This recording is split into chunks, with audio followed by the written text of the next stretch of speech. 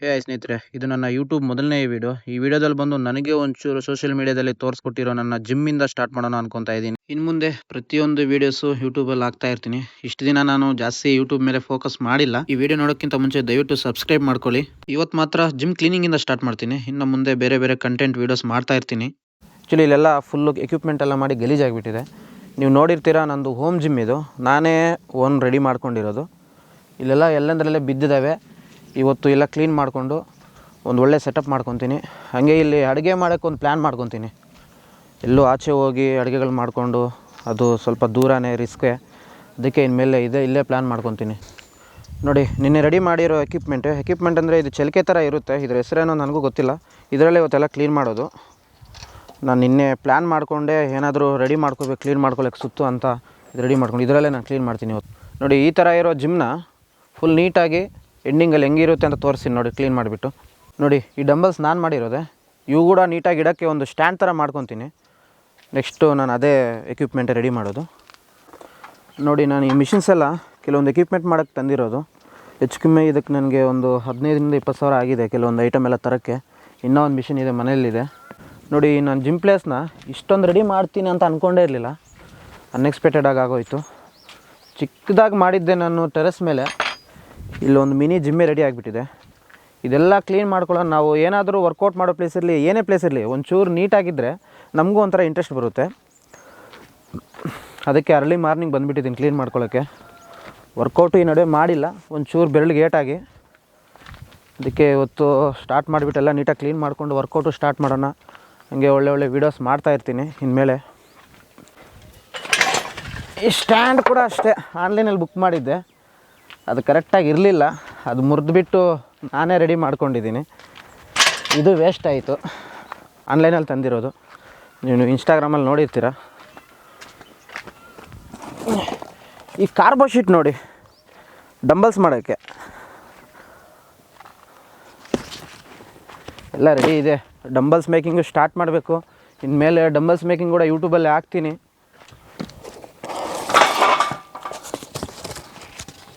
ತುಂಬ ಕೆಲಸ ಇದೆ, ಎಲ್ಲಂದ್ರಲ್ಲೇ ಬಿದ್ದೋಗಿದ್ದಾವೆ.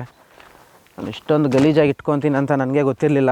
ಆಗೋಯಿತು. ಸ್ವಲ್ಪ ದಿನ ಬ್ರೇಕ್ ಕೊಟ್ಟೆ ನಾನು.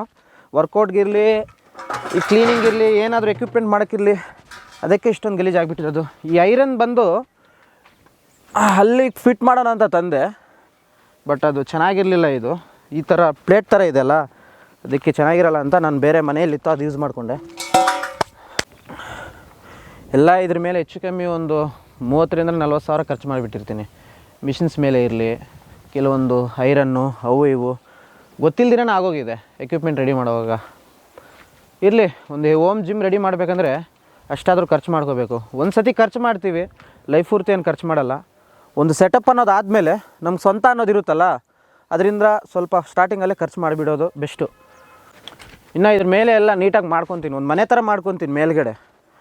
ನೀವು ಇದು ಒಂಚೂರು ಚೆನ್ನಾಗಿ ಕಾಣಿಸ್ತಿರ್ಲಿಲ್ಲ ಅನಿಸುತ್ತೆ, ಮುಂದೆ ಚೆನ್ನಾಗಿ ಕಾಣುತ್ತೆ. ಈ ಪ್ಲೇಸೆಲ್ಲ ಒಳ್ಳೆ ಸೆಟಪ್ಪು ಹೆಂಗಿರುತ್ತೆ ಅಂತ ನೋಡ್ತಾ ಇರಿ, ನಿಮಗೆ ಗೊತ್ತಾಗುತ್ತೆ. ನಾನು ಯಾವುದೇ ಕಾಟಾಚಾರಕ್ಕಂತ ಏನೂ ಮಾಡಲ್ಲ. ಕೆಲವೊಂದು ಮನಿ ಪ್ರಾಬ್ಲಮಿಂದ, ಹೆಲ್ತ್ ಇಶ್ಯೂಯಿಂದ ಸ್ವಲ್ಪ ಲೇಟ್ ಆಗ್ತಿದೆ ಅಷ್ಟೇ. ಬಿಟ್ಟರೆ ನಾನು ಇಷ್ಟೊಂದು ಗಲೀಜಾಗಿ ಇಟ್ಕೊಳ್ಳೋದು ನನಗೂ ಇಷ್ಟ ಇಲ್ಲ. ನೋಡಿ, ಕೆಲವೊಂದು ಕೇಬಲ್ರು ಹ್ಯಾಂಡಲ್ಸ್ ಎಲ್ಲ ನಾನು ಆನ್ಲೈನಲ್ಲಿ ಬುಕ್ ಮಾಡ್ಕೊಂಡಿದ್ದೆ.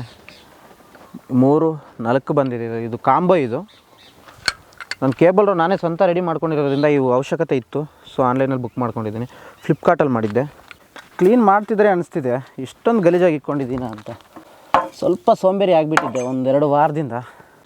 2 ವಾರಕ್ಕೆ ಇಷ್ಟೊಂದು ಗಲೀಜಾಗಿಬಿಟ್ಟಿದೆಯಾ ದೇವರೇ.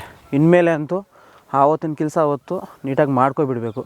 ಏನಾದರೂ ಎಕ್ವಿಪ್ಮೆಂಟ್ ಮಾಡಿಬಿಟ್ರು ಆವತ್ತೇ ಕ್ಲೀನ್ ಮಾಡ್ಕೋಬೇಕು. ಇಲ್ಲಾಂದರೆ ಜಾಸ್ತಿ ಈ ಥರ ಗಲೀಜಾಗಿಬಿಟ್ರೆ ನೆಕ್ಸ್ಟ್ ಟೈಮ್ ಮಾಡೋಕ್ಕೆ ನಮಗೆ ಒಂಥರ ಅನಿಸುತ್ತೆ. ಈ ಫ್ಲೋರಿಂಗ್ ಎಲ್ಲ ನಾನೇ ಮಾಡ್ಕೊಂಡಿರೋದು. ಯಾರನ್ನೂ ಒಬ್ಬರನ್ನೂ ನಾನು ಕೂಲಿಯವ್ರನ್ನಿರಲಿ ಏನೂ ಯೂಸ್ ಮಾಡ್ಕೊಂಡಿಲ್ಲ. ಸ್ವಂತ ನಾನೇ ಎಲ್ಲ ರೆಡಿ ಮಾಡ್ಕೊಂಡಿರೋದು. ಒಂದೊಂದು ಟೈಮಲ್ಲಿ ಡೇ ಎಲ್ಲ ಕೆಲಸ ಮಾಡಿದ್ದೀನಿ ಇದ್ರಿಗೋಸ್ಕರ. ಎಲ್ಲ ಜಲ್ಲಿ, ಡಸ್ಟು ಎಲ್ಲ ದೂರದಿಂದ ಎತ್ಕೊಂಡು ಬರಬೇಕು. ಆವಾಗ ಎತ್ಕೊಂಡು ಬರೋವಾಗೆಲ್ಲ ಫುಲ್ ಡೇ ಎಲ್ಲ ಆಗ್ತಿತ್ತು. ಮೇಲ್ಗಡೆ ಇರೋದು ಅಷ್ಟೇ, ನಾನು ಪ್ಲ್ಯಾನ್ ಮಾಡ್ಕೊಂಡಿದ್ದೆ ಬೇರೆ ಥರ. ಅದೇ ಅದು ವರ್ಕೌಟ್ ಆಗಲಿಲ್ಲ. ಈ ಕಟ್ಟಿಗೆಗಳೆಲ್ಲ ಮೇಲ್ಗಡೆ ಹೋಗಿ ಕುತ್ಕೊಂಡ್ರೂ ಕೆಳಗಡೆ ಬಂದುಬಿಡೋ ಥರ ಇರ್ತಿತ್ತು. ಸೊ ಐರನ್ ಹಾಕೋಣ ಅನ್ಕೊತಾ ಇದ್ದೀನಿ ಮೇಲ್ಗಡೆ ಎಲ್ಲ. ನೀಟಾಗಿ ಐರನ್ ಪ್ಲೇಟ್ ಥರ. ಒಂಚೂರು ಖರ್ಚಾದರೂ ಪರವಾಗಿಲ್ಲ, ಲೈಫ್ ಲಾಂಗ್ ಇರುತ್ತಲ್ಲ, ಸೊ ಖರ್ಚಾದರೂ ಪರವಾಗಿಲ್ಲ, ಮಾಡಿಬಿಡೋಣ.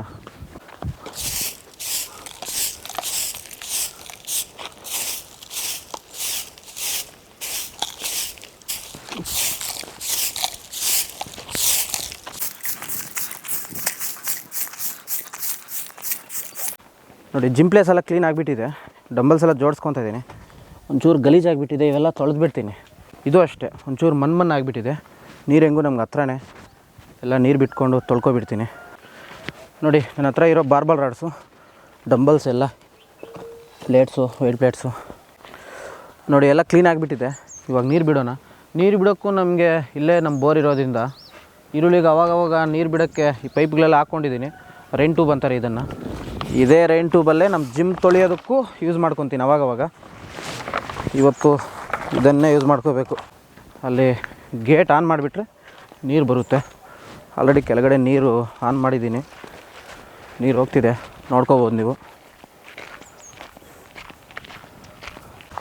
ಇಲ್ಲ ಆನ್ ಮಾಡಿದ ತಕ್ಷಣ ಈ ಥರ ಹೋಗಿಬಿಡುತ್ತೆ. ರೈನ್ ಟ್ಯೂಬ್ ಇದು.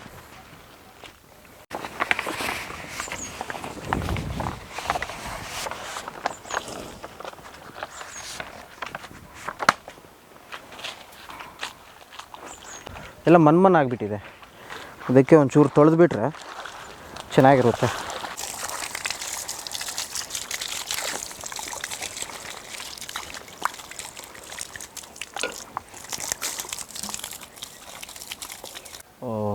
ನಾನು ಆನ್ ಮಾಡಿದ ತಕ್ಷಣ ಕರೆಂಟ್ ಹೊರಟೋಯ್ತು.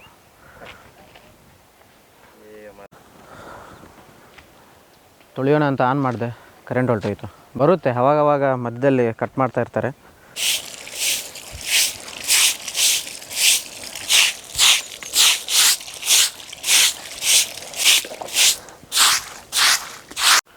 ನೋಡಿ ಎಲ್ಲ ಕ್ಲೀನಿಂಗ್ ಎಲ್ಲ ಆಯಿತು. ಹಾಗೆ ನೀರಲ್ಲಿ ತೊಳೆದಿದ್ದಾಯಿತು. ಡಂಬಲ್ಸು ತೊಳ್ಕೊಬಿಟ್ಟೆ ಗಲೀಜಾಗಿದ್ದರಿಂದ.